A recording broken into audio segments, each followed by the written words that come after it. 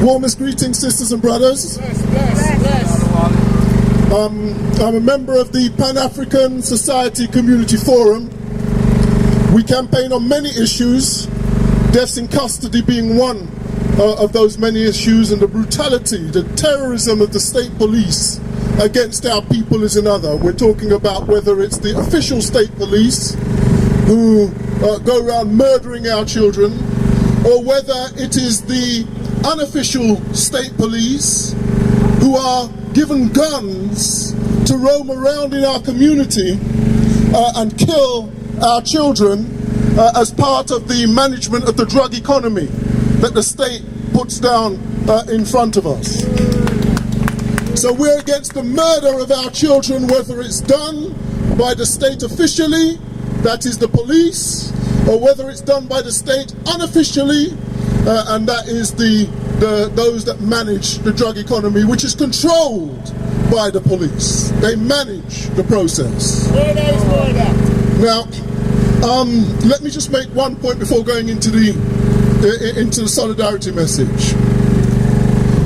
Tomorrow, can anybody tell me what tomorrow's date is, please? Yeah. Tomorrow is the 1st of April. First day of the year. For some people, it's the first day of the year. Now, the IPCC came into existence on April Fool's Day, the 1st of April 2004. That's when the British state brought the IPCC into existence. Do we all know what the IPCC is here? Yeah. The Independent Police Complaints Commission is the title that they gave it. The purpose of the IPCC is to defend the police when they murder our children. Yep. When they brutalize our communities, when they infest our communities with drugs and the guns to manage the drugs in our community, their job is to cover up all of the corruption of the police and the state. That's the purpose of the IPCC. The IPCC is a sick joke. It's an insult to our people that they should on April the 1st cast this wicked, evil joke against our people. How dare they? And so we must be clear that when we talk, anytime we talk about the IPCC, we must mention that it was formed on April Fool's Day 2004. I could tell you a lot more about it, but there isn't time. The actual first lead investigator of the IPCC was the same police. He was a superintendent at the time, who was the chief inspector of the drugs den police station, Stoke Newington. Do you remember when Stoke Newington police were caught white-handed dealing in cocaine on the Pembury estate? Do you remember all of that? Do you remember when one of their police was actually caught driving what was it called? An articulated lorry full of cannabis into the country, and when they apprehended him, I don't know which one of his friends he offended, but when they apprehended him, he admitted that that was his 4th run. So he was going to Spain, picking up the cannabis in his articulated lorry. This was a serving police officer. That's right. Yeah. Okay. I can see I'm getting a bit carried away here. So let me start to cool down a little bit. I have to be respectful of time here. My purpose here is to read a solidarity message.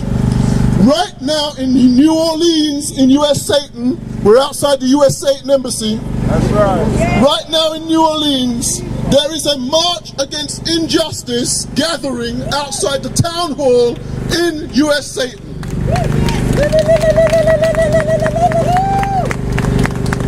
Now, many of the demands that they have here, we will recognize as demands that we make against the British state. So let me just read what they've sent to us. The The message comes from the United New Orleans Front, and it reads, "Combat racism everywhere. An open letter to our fellow residents and to tourists in New Orleans. Dear friends, the United New Orleans Front is sponsoring this march against injustice to expose the increasing all-round racist assault against the New Orleans black community. As we march, more than 100,000 of our families, friends and neighbors have been prevented from returning to New Orleans since Hurricanes Katrina and Rita in 2005. They have been prevented from returning because the local white ruling class have attacked the social infrastructure and denied the working class black community a living wage, affordable housing, quality public education and healthcare." Where have we heard that before? Yeah, right there. Black workers were not hired to do the massive cleanup after the hurricanes. They are still shut out of the construction jobs despite $5 billion dollars of reconstruction now going on in New Orleans. The public housing stock has been decimated, reducing by 5,000 the number of affordable housing units in New Orleans. Rents have skyrocketed, forcing working class folk to work 2, sometimes 3 jobs just to keep a roof over their heads. Our public schools have been taken over by out-of-town charter operators seeking to make a fast buck for our children. Have we heard of that? That's right. Have we heard that here in the UK? Yes, the academies. Privatisation, academies. Hold on, let me just get my space back. The state of New Orleans has seized control of our local schools. 5,000 teachers and support workers were fired, and their union, the largest in New Orleans, was decertified. Local black groups that have applied for charters are routinely turned down. Charity Hospital, our public hospital, was shuttered, preventing low-income people access to adequate health care. And to date, 70,000 Eastern New Orleans residents are still without a hospital. On top of this, the New Orleans Police Department has increased its terror, brutality, and murder of black citizens. In March of this year, 2 young men, Justin Sipp and Wendell Allen, were murdered by the racist New Orleans policemen.